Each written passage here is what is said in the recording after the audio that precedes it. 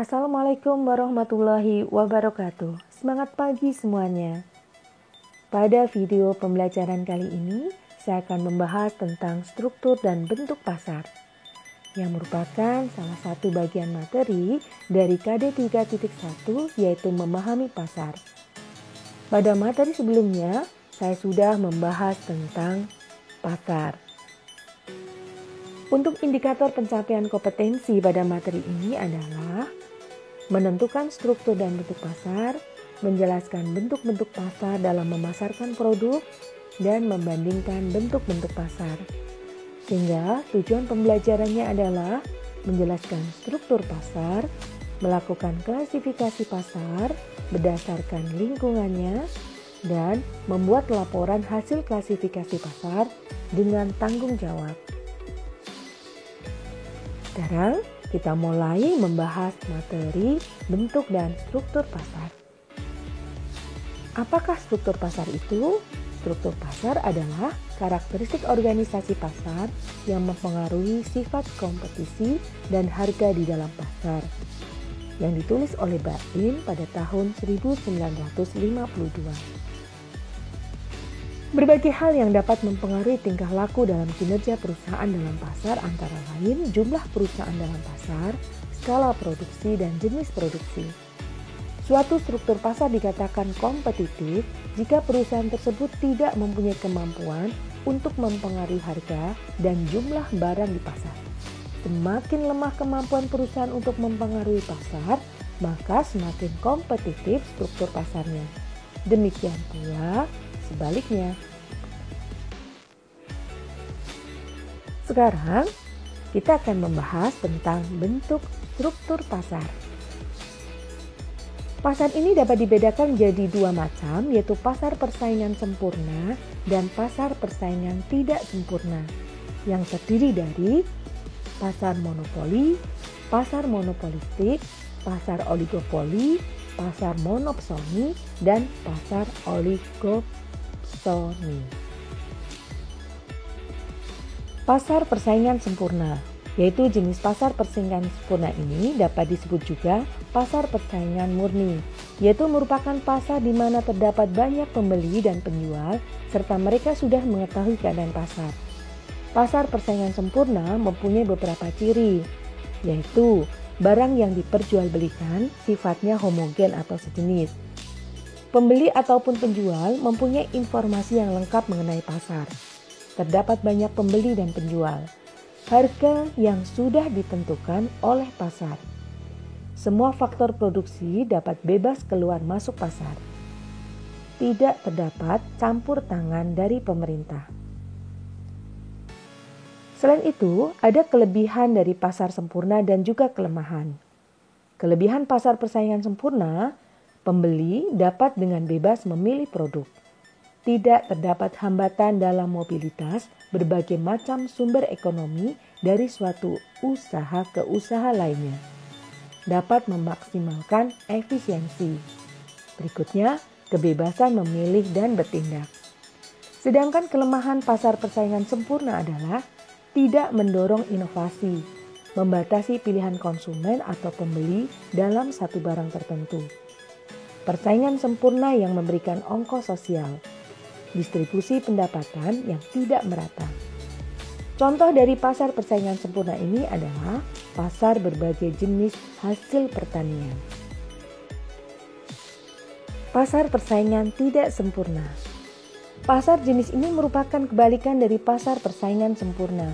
Untuk pasar persaingan tidak sempurna merupakan pasar yang terdiri dari sedikit penjual serta banyak pembeli.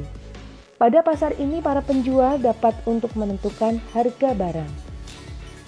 Barang-barang yang diperjualbelikan tersebut memiliki jenis yang berbeda-beda atau terdapat berbagai jenis barang.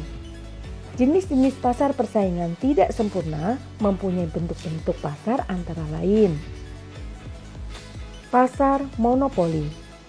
Pasar monopoli merupakan suatu pasar yang terjadi ketika seluruh penawaran terdapat sebuah barang pada pasar yang telah dikuasai oleh salah seorang penjual atau sejumlah penjual tertentu. Berikut adalah ciri-ciri pasar monopoli. hanya terdapat satu penjual sebagai pengambil keputusan harga. Penjual lain tidak dapat menyaingi dagangannya.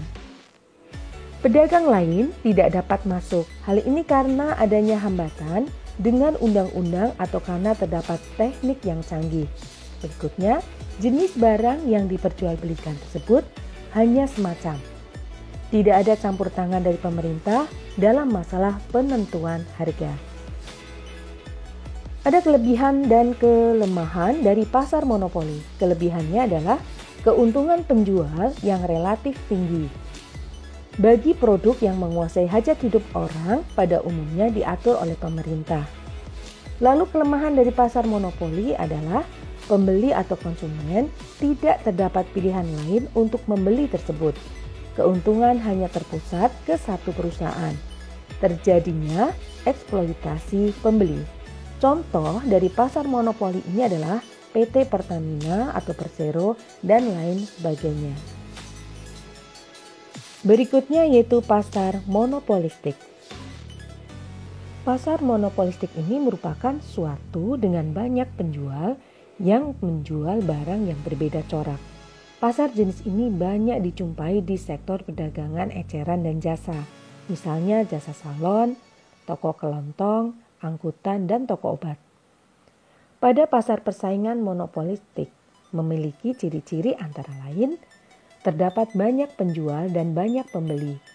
Barang yang dihasilkan yaitu sejenis, namun coraknya berbeda seperti sabun, minyak goreng, pasta gigi, dan lain sebagainya. Terdapat banyak penjual yang memiliki besarnya sama, sehingga tidak terdapat satu penjual yang dapat menguasai pasar. Penjual dapat dengan mudah menawarkan barangnya di pasar. Penjual memiliki sedikit kekuasaan dalam mempengaruhi dan menentukan harga pasar. Ciri berikutnya yaitu adanya peluang guna bersaing dalam keanekaragaman jenis barang yang dijual di pasar. Sekarang kita membahas tentang kelebihan dan kelemahan dari pasar persaingan monopolistik. Kelebihannya, penjual tidak sebanyak seperti pasar persaingan sempurna. Produsen akan terpacu untuk berkreativitas. Pembeli atau konsumen tidak mudah untuk berpindah dari produk yang satu ke produk lainnya. Sedangkan kelemahannya adalah biaya yang mahal untuk ke pasar monopolistik. Hal ini karena untuk masuk ke pangsa pasar tertentu dibutuhkan adanya riset dan pengembangan produk. Persaingan yang sangat berat dan hal ini karena pasar tersebut pada umumnya didominasi oleh berbagai jenis produk ternama. Sekarang kita bahas tentang pasar oligopoli. Pada jenis ini merupakan pasar yang terdiri dari beberapa penjual yang menjual suatu barang tertentu, sehingga penjual yang satu dan yang lainnya dapat mempengaruhi harga, seperti perusahaan rokok, perusahaan menjual mobil dan sepeda motor, perusahaan semen, dan industri telekomunikasi. Ciri-ciri dari pasar oligopoli adalah hanya terdapat sedikit penjual saja, sehingga keputusan dari salah satu penjual di pasar tersebut dapat mempengaruhi penjual lainnya. Produk-produknya yang berstandar. Kemungkinan terdapat penjual lain untuk masuk ke pasar masih terbuka. Adanya peran iklan yang sangat besar dalam penjualan produk tersebut. Kelebihan dan kelemahan dari pasar oligopoli. Kelebihannya, barang yang dihasilkan memiliki beragam corak. Efisiensi di dalam penggunaan atau menggunakan sumber daya. Pengembangan teknologi serta inovasi. Kelemahan dari pasar oligopoli adalah adanya persaingan harga yang ketat. Banyaknya rintangan yang kuat guna masuk ke pasar oligopoli.